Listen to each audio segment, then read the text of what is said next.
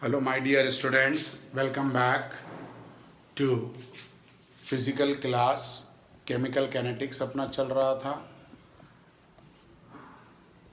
Clear.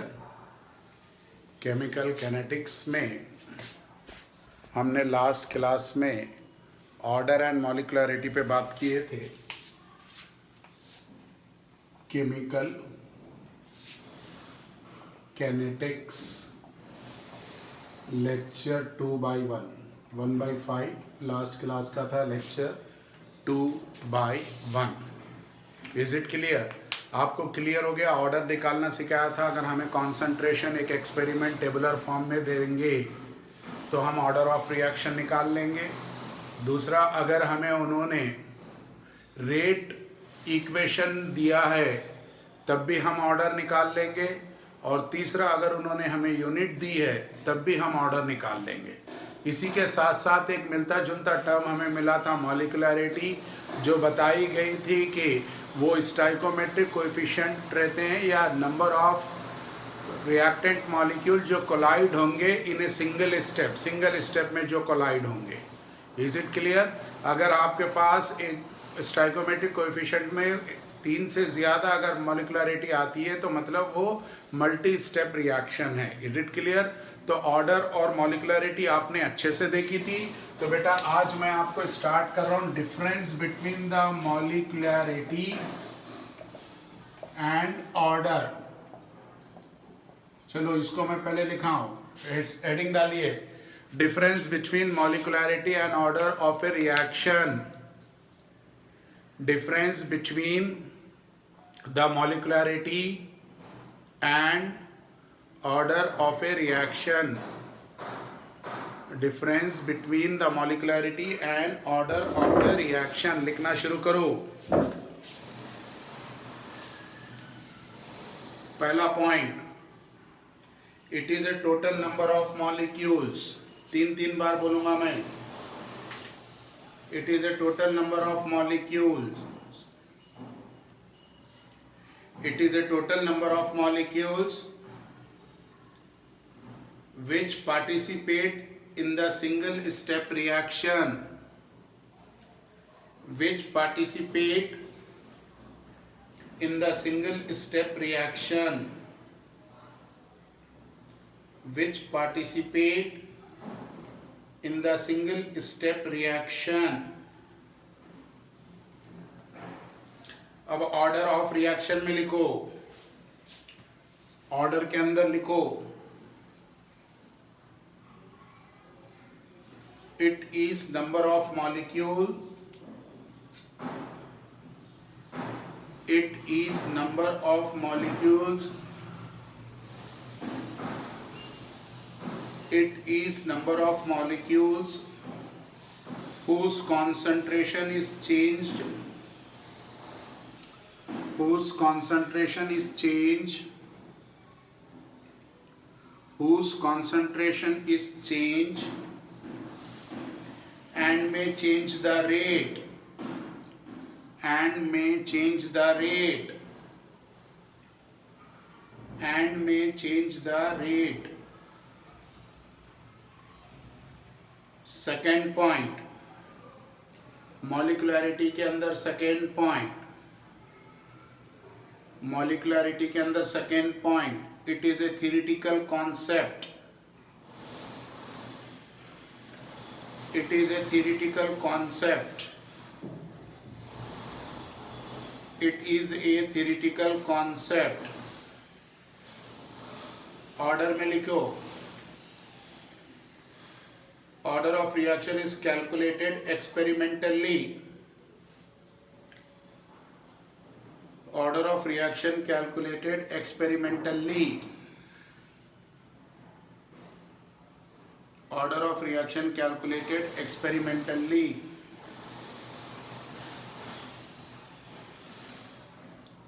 हो गया. Third point, it is always a whole number. Fraction में नहीं होता भाई.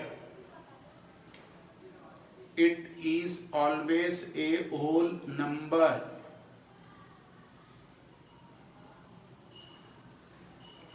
It is always a whole number.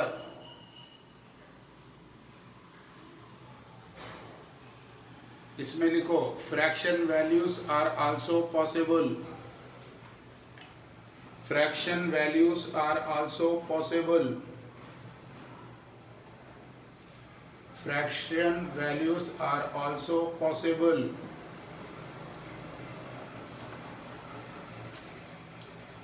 Fourth point लिखो zero value is not possible,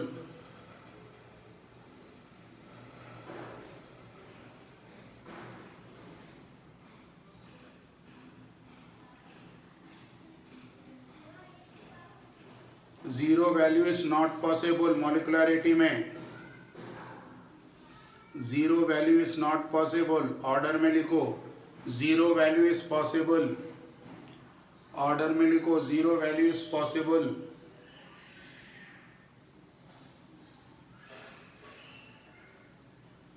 order में लिखो zero value is possible. Fifth point, it does not provide any information, molecularity में लिखना है it does not provide any information, it does not provide any information about mechanism of reaction, about mechanism of reaction, about mechanism of reaction। Order में लिखो it provides information, it provides information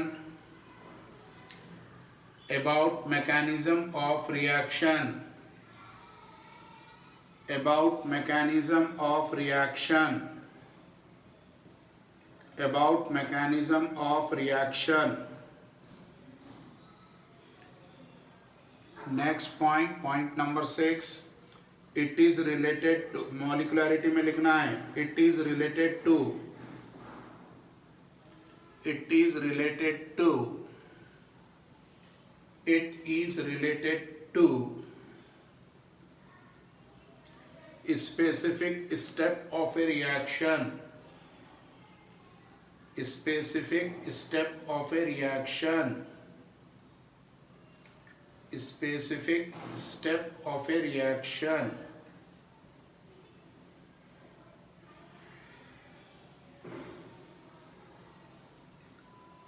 उसमें लिखिए order में it is related to,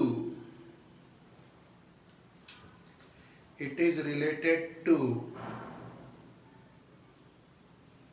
the overall reaction, it is related to the overall reaction, it is related to the overall reaction.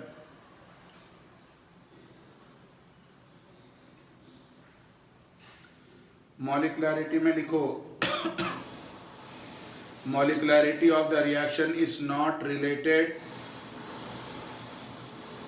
मॉलिक्युलरिटी of the reaction is not related, molecularity of the reaction is not related to the concentration of reactant and rate, to the concentration of reactant and rate, to the concentration of reactant and rate। Order में लिखिए order of reaction shows, order of reaction shows, order of reaction shows relation in concentration of reactant and rate, relation in concentration of reactant and rate, relation in concentration of reactant and rate।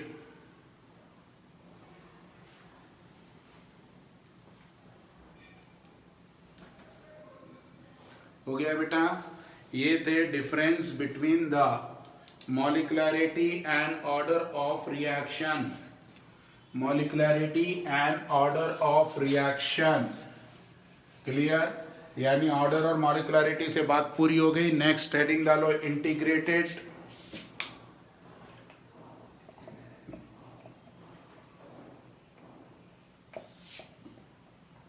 rate constant, integrated rate equation, integrated rate equation। इसमें हमें दो equations देखनी है, एक zero order और एक first order. Integrated form देखना है, एक जीरो ऑर्डर का और एक फर्स्ट ऑर्डर का। इंटीग्रेटेड फॉर्म हमें देखना है, एक जीरो ऑर्डर का और एक फर्स्ट ऑर्डर का। पहले साइड हेडिंग डालो, integrated rate equation for zero order reaction. Integrated rate equation for zero order reaction. integrated rate equation for zero order reaction। लिखिए, zero order reaction means zero order reaction means zero order reaction means that the rate of the reaction that the rate of the reaction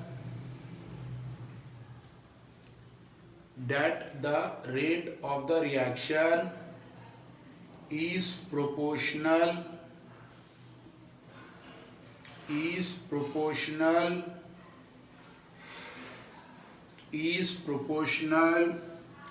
to zero power of the concentration, is proportional to zero power of the concentration, zero power of the concentration of reactant।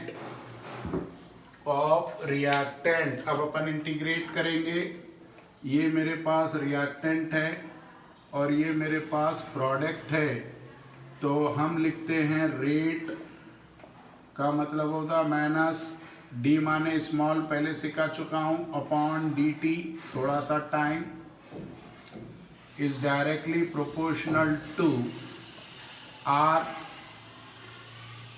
और rise to the power zero. तो मैं यहाँ लिख सकता हूँ minus D R यानी small change, instant change, equals to K R का power zero. यहाँ पे D stands for instant change, या फिर आप कह सकते हो स्मॉल चेंज। यहाँ तक बात समझ में आ रही होगी। ये अपना रिएक्टेंट है, ये अपना प्रोडक्ट है, ये पार्ट रेट ऑफ रिएक्शन है, आपको याद होगा। इसको अपन कहते हैं rate of reaction directly proportional to the active mass of reactant and some power raise to their power, some number is raise to their power, वही उसका ऑर्डर होता है। आपको मालूम है जब पावर 1 होता है, व्हेन पावर इज 1, 0, जब पावर 0 है तो बेस 1 हो जाता है।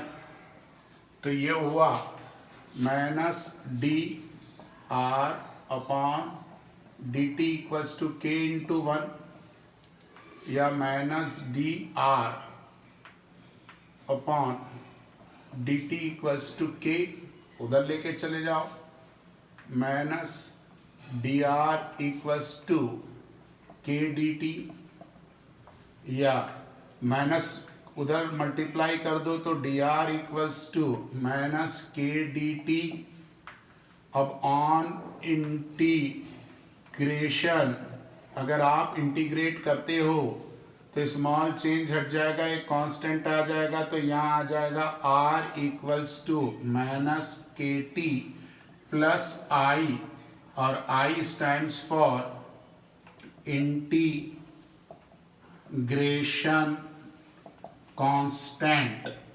इंटीग्रेशन कांस्टेंट बेटा यहाँ तक कॉपी करो। एक बार मैं आपको फिर से समझाते आ रहा हूँ, कुछ नहीं लिया मैंने। Zero order integration rate equation लिखी, रिएक्टेंट है, ये मेरा प्रोडक्ट है, रेट ऑफ रिएक्शन को इससे रिप्रेजेंट किया जाता है और जीरो ऑर्डर है इसलिए आर का पावर जीरो हुआ, प्रोपोर्शनलिटी की साइन गई, के आ गया। पावर अगर जीरो होता है तो बेस वन होता है, तो minus D R upon D T equal to K R है। अब इसकी जगह मैंने वन ले लिया, मल्टीप्लाई वन से किया तो के आ गया। Is it clear? फिर डिनोमिनेटर इधर जाएगा तो न्यूमरेटर में मल्टीप्लाई हो जाएगा, तो minus D R equal to K D T हो गया। साइन मैंने उधर शिफ्ट किया तो माइनस से मल्टीप्लाई किया तो माइनस इंटू माइनस प्लस, ये माइनस रह गई। Small change in rate of reaction equals to minus K D T हुआ। इंटीग्रेट आप सिर्फ ये लाइन लिखेंगे, ऑन इंटीग्रेशन, इंटीग्रेट करने के बाद वो लिमिट रहती है 1 से 0, ये वो उसमें मत जाओ, डायरेक्ट हमें ये कहा गया, अपनी किताबों में डायरेक्ट ये लाइन लिखी मिली इसलिए अपन बच गए, यहीं से शुरू हो जाओ, नहीं तो 3 स्टेप और लिखने पड़ते। तो are equals to minus K T plus constant आ गया। Is it clear? तो आई क्या है? Integration constant. यहां तक प्लीज कॉपी करो और है इक्वेशन।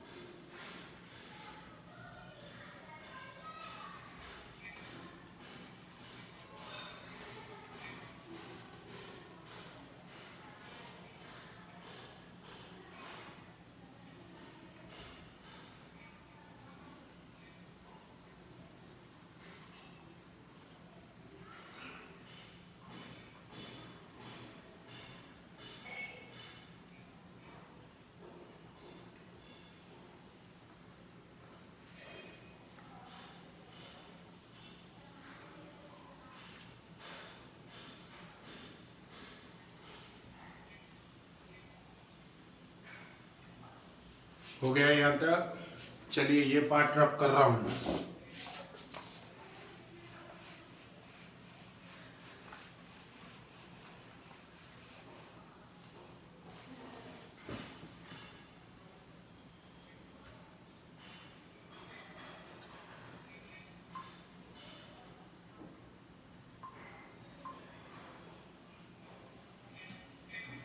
चलो ये पार्ट रब किया, मैं इसको इक्वेशन 1 कह रहा हूं।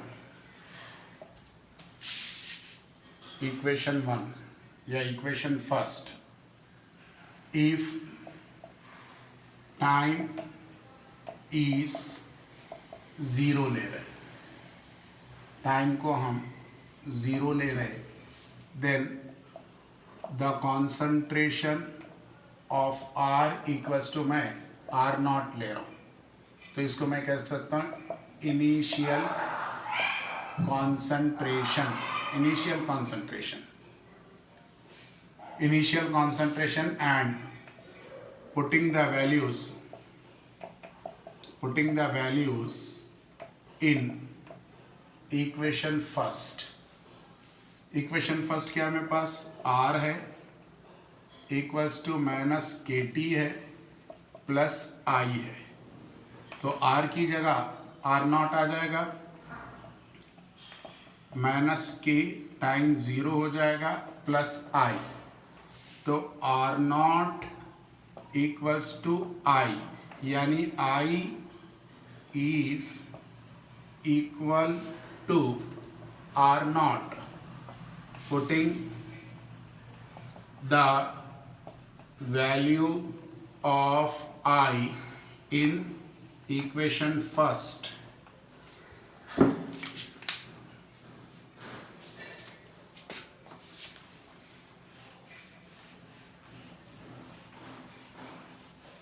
इक्वेशन फर्स्ट में ये वैल्यू रख रहे हैं अपन, तो इक्वेशन फर्स्ट आपके पास क्या है? R है माइनस के टी है प्लस I है, और I की वैल्यू हमें मालूम है तो हमने लिखा R equals to minus K T plus are not. अब बेटा यहाँ पर हम मुझे एक ग्राफ, क्योंकि आपको बताया था ग्राफिकली भी है, तो ग्राफ इक्वेशन लग रही है कौन सी? स्ट्रेट लाइन की। स्ट्रेट लाइन ग्राफ इक्वेशन लग रही है, ये लग रहा y equals to minus M X plus C, तो मैंने यहाँ ग्राफ प्लॉट कर दिया।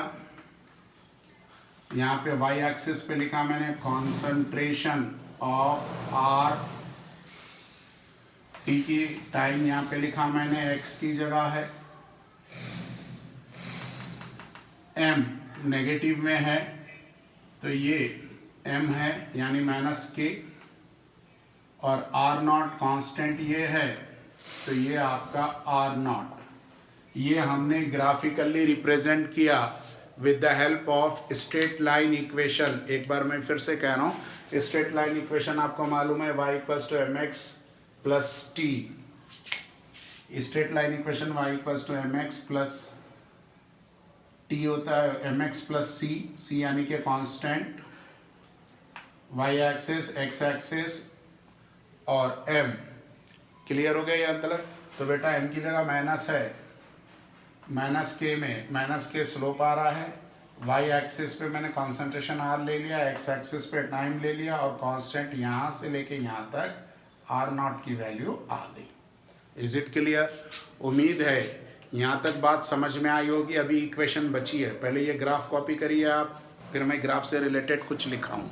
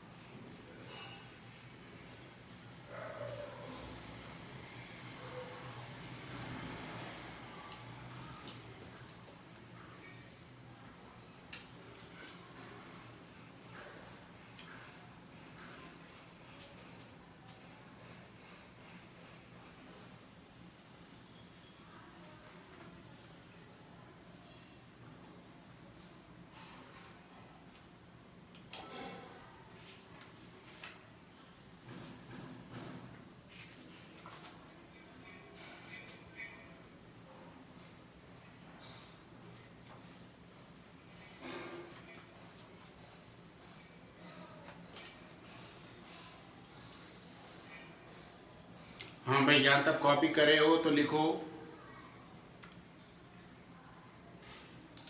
इसको मैं इक्वेशन 2 नाम देता हूं, इक्वेशन सेकेंड लिखो। Comparing equation second, comparing equation second with equation of straight line, comparing equation second with equation of straight line, comparing equation second with equation of a straight line, y equals to mx plus c, y equals to mx plus c, नीचे लिखा है y equals to mx plus c full stop। if we plot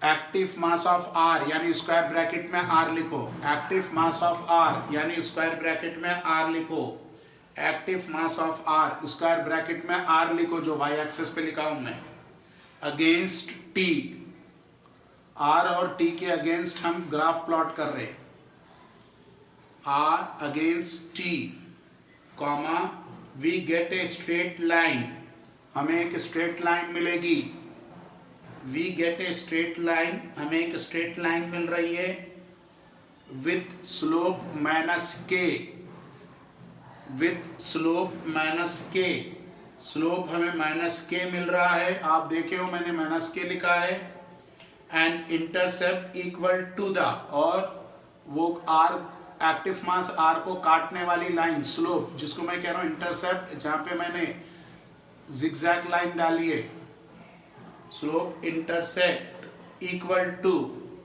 active mass of R, बाहर लिखोगे 0 not, active mass of R not, active mass of R not, active mass of R not. उम्मीद है यहां तक समझ में आ गया होगा। बेटा ये R active mass of R है, ये एक स्ट्रेट लाइन है स्लोप के साथ, स्लोप माइनस k है, यहाँ इंटरसेप्ट हो रहा है R नॉट, ये straight line equation y equals to mx plus C से करे, m की जगह माइनस है इसलिए स्लोप आया, अगर m की जगह प्लस होता तो स्लोप नहीं आता। Is it clear? अब इसी फर्दर सिंप्लीफाई, मैं इस इक्वेशन को और इजी करने जा रहा हूँ, फर्दर सिंप्लीफाई करने जा रहा हूँ, इस इक्वेशन को मैं फर्दर सिंप्लीफाई करने जा रहा हूँ। इक्वेशन सेकेंड मैं फिर से लिख रहा हूँ, सेकेंड इक्वेशन सेकेंड मेरे पास क्या है, इक्वेशन सेकेंड इक्वेशन क्या है मेरे पास, मैं इसको फिर से लिख रहा हूँ। मेरे पास दिया गया r एक्टिव मास में minus K T plus r initial, इसको इधर लेके आओ तो ये माइनस r इनिशियल हो गया plus r equals to minus K T, negative sign से मल्टीप्लाई कर दो तो ये बन गया r इनिशियल माइनस r, यानी ये हो गया फाइनल हो जाएगा इक्वल्स टू के और टी। आपको तो रेट इंटीग्रेशन इक्वेशन कांस्टेंट के रेस्पेक्ट में अगर निकालोगे तो आप लिखोगे r initial minus r upon T equals to K, K है रेट कांस्टेंट, के है रेट कांस्टेंट। क्लियर? बोर्ड में अगर आया इंटीग्रेट करो रेट इक्वेशन तो यहाँ तक लाओगे, अगर उसने हाफ लाइफ बोला तो थोड़ा पार्ट और बढ़ेगा। कॉपी कर लो प्लीज, कॉपी करिए यहाँ तक।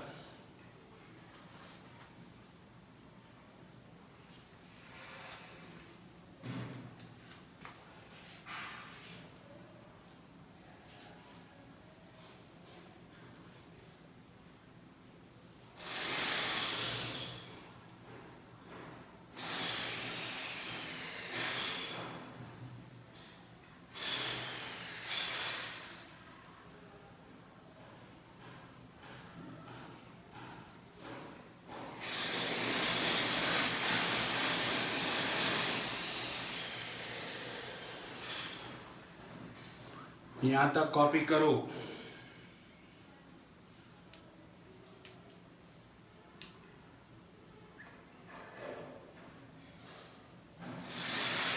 हो गया? नेक्स्ट साइड हेडिंग डालो, half life of a reaction. Next side heading डालो, half life of a reaction. Next side heading डालो, half life of a reaction. अब पहले हाफ लाइफ सुनो क्या होता है। जैसे मुझे उन्होंने इनिशियल कॉन्सेंट्रेशन 10 ग्राम दिया और कह रहे टाइम हाफ लाइफ इसकी 2 मिनट्स है, तो बेटा 2 मिनट्स के बाद आफ्टर 2 मिनट्स 2 मिनट के बाद ये 5 ग्राम रह जाएगा। हाफ लाइफ कितनी है? 2 मिनट्स, तो 2 मिनट के बाद कितने ग्राम रह जाएगा? 5 ग्राम। और जब मैं बच्चों से पूछता हूं आगे और आफ्टर 2 मिनट्स, तो बच्चे छुटते ही बोलते गायब हो जाएगा। ये गलत है, गायब कभी नहीं होगा, दुनिया खत्म हो जाएगी मगर ये बचा रहेगा। हाफ लाइफ जिसकी चलती है, रेडियो एक्टिव जो सब्सटेंस होते हैं, दुनिया खत्म हो जाती मगर वो बचे रहते हैं। इसीलिए तो एज ऑफ रॉक्स, कौन सा पहाड़ कितना पुराना है, हिमालय कितने साल पुराना है, शामला हिल्स कितने साल पुराने हैं, ठीक है, नीलगिरी हिल्स कितने साल पुराने हैं, ये रेडियो एक्टिव सब्सटेंस से ही बता सकते हैं। आगे आफ्टर 2 मिनट्स, तो इनिशियल तो ये है आपका, this is called as initial. अब इनिशियल ये हो गया, तो अब आपके पास ये बचेगा। अब समझ में आ रहा है? यानी जो कॉन्सेंट्रेशन आपके हाथ में है उसका आधा होगा, फिर सेकेंड हाफ में जो बच गया था उसका आधा होगा। Is it clear? तो बेटा ये कहीं रफ में ये बना लो ताकि समझने के लिए मैं स्टेटमेंट भी लिखा दूं।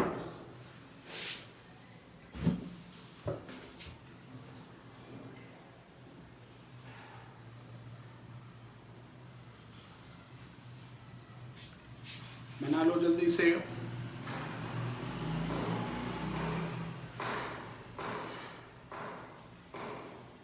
लिखो, the half life of a reaction is the time,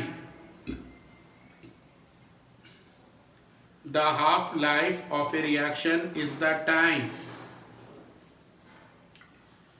the half life of a reaction is the time. which the concentration of reactant in which the concentration of reactant in which the concentration of a reactant, यहाँ underline करके लिखना, अब जो लिखा रहा हूं, is reduced to 1/2, is reduced to 1/2,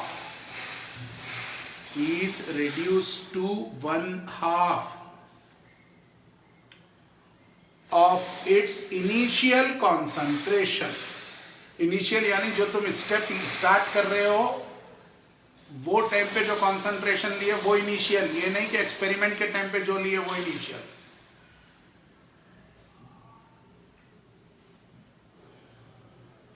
of its initial concentration,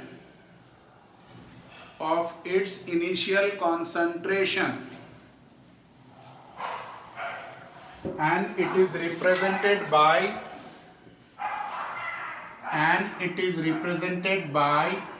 T half, and it is represented by T half. किससे represent करेंगे? T half से. तो चलो बेटा, टाइम क्या हो जाएगा आपका? T half हो जाएगा हाफ लाइफ के लिए, और जो फाइनल कॉन्सेंट्रेशन है वो इनिशियल कॉन्सेंट्रेशन का आधा हो जाएगा. फाइनल कॉन्सेंट्रेशन इनिशियल कॉन्सेंट्रेशन का आधा हो जाएगा. तो अब ये पुट कर दो, putting in the equation third equation में इसको लिखो.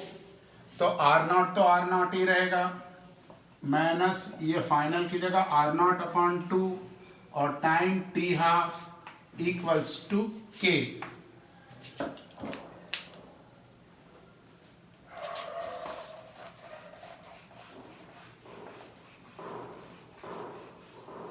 यहां तक क्लियर है? कॉपी करो जल्दी से.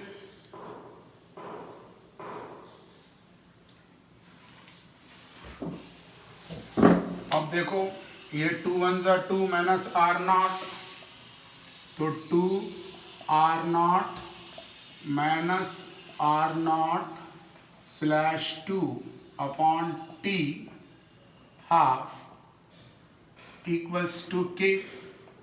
तो K इक्वल्स टू बचेगा, दो में से एक गया तो एक R0 बच जाएगा, 2 डिनोमिनेटर में आ जाएगा, इनटू T हाफ आ जाएगा. उन्होंने हमसे T हाफ पूछा, T हाफ इधर ले आओ, तो T half equals to R0/2K, यानी T half for zero order के लिए is directly proportional to initial concentration, directly proportional है initial concentration के, and inversely proportional to rate constant. यहाँ जाकर इक्वेशन खत्म होगी.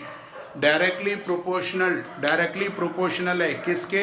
इनिशियल कॉन्सेंट्रेशन के, और इन्वर्सली प्रोपोर्शनल है रेट कांस्टेंट के. प्लीज जल्दी कॉपी करो.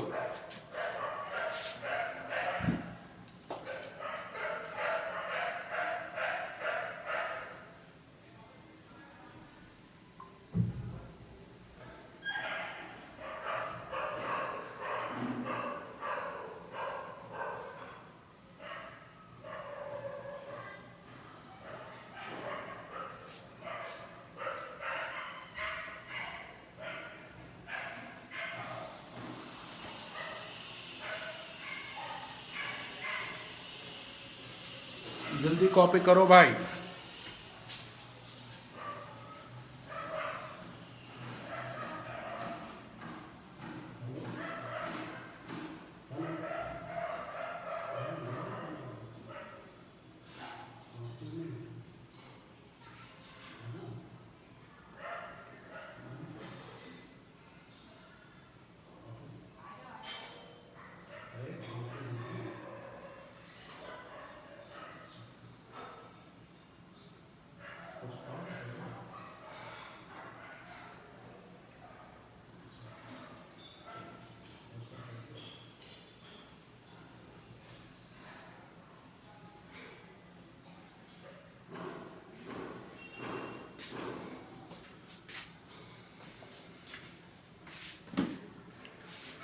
भाई उम्मीद है अच्छे से समझ में आ गया होगा। हाफ लाइफ का मतलब जो इनिशियल अगर 10 ग्राम है, 2 मिनट हाफ लाइफ है तो 10 का आधा 5 होगा।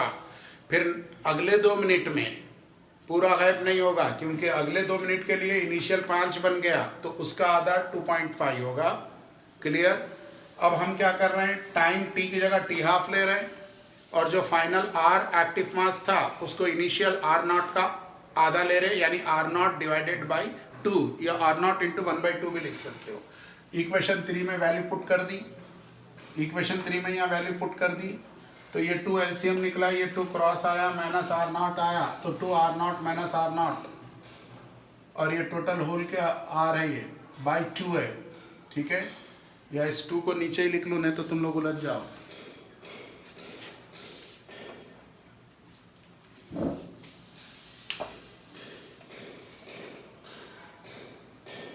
क्लियर। फिर हमने क्या किया, टी हाफ इधर ले गए, के इधर लाए, उसके बाद जो दिखाई दे रहा देख रहे कि टी हाफ के डायरेक्ट जा रहा और इसके इनवर्स जा रहा, यहाँ तक आ गया। ये था rate integration for zero order reaction. क्या था बेटा, ये rate integration for zero order reaction. इसी तरह एक रेट इंटीग्रेशन हम फर्स्ट ऑर्डर रिएक्शन में देखेंगे। क्लियर। मैंने आपको रेट इंटीग्रेशन जीरो ऑर्डर का दिखाया हूँ और half life for zero order, यानी कि इसमें 2 चीज़ सिखा दी, रेट इंटीग्रेशन और जीरो ऑर्डर। इससे पहले मैंने आपको मॉलिकुलरिटी और ऑर्डर सिखा दिया, और उससे पहले लास्ट क्लास में आपको एक पेज पर लिखकर भेजा गया था कि आपको एग्जाम्पल्स याद करना है कि जीरो ऑर्डर कौन है, फर्स्ट ऑर्डर कौन है, सेकेंड ऑर्डर कौन है, थर्ड ऑर्डर कौन है, फ्रैक्शन कौन है।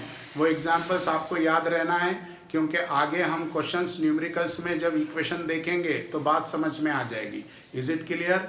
और आपको बता दूं, जीरो ऑर्डर का मतलब ये होता है कि वो सारी reaction which takes place in the presence of catalyst, enzyme और सनलाइट। कहीं पे स्टार बना के लिखो, all those reactions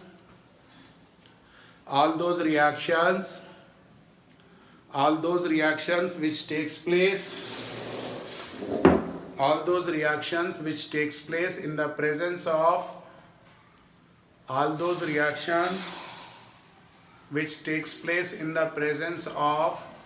sunlight, all those reactions which takes place in the presence of sunlight, catalyst or enzyme, presence of sunlight, catalyst or enzymes are the example of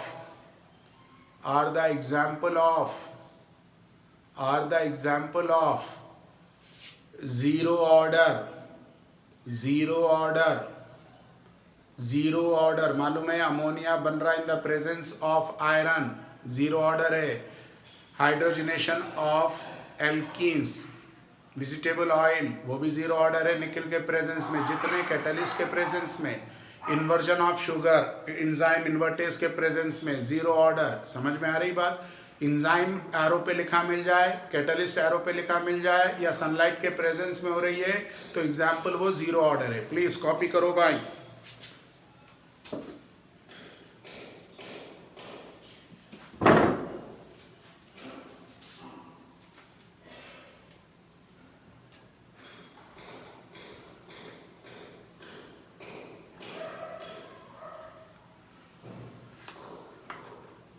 जल्दी copy करिए।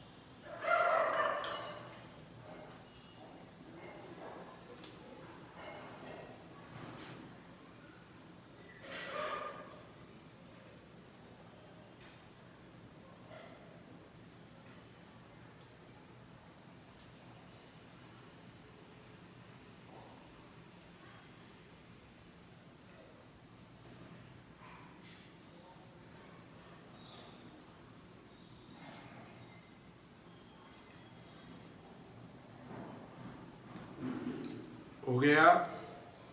उम्मीद है rate integration for zero order सीख गए होंगे, half life for zero order सीख गए होंगे, जीरो ऑर्डर के एग्जाम्पल्स याद हो गए होंगे, जीरो ऑर्डर की यूनिट भी याद रही होगी। तो इसका मतलब हम जीरो ऑर्डर के बारे में बहुत कुछ जान चुके हैं। Is it clear? तो बेटा आज की क्लास में यहीं रोक रहा हूँ, इतना आपको अच्छे से सीखना है। नेक्स्ट क्लास में इसके आगे बात होगी। क्लियर? ओके, थैंक यू बेटा।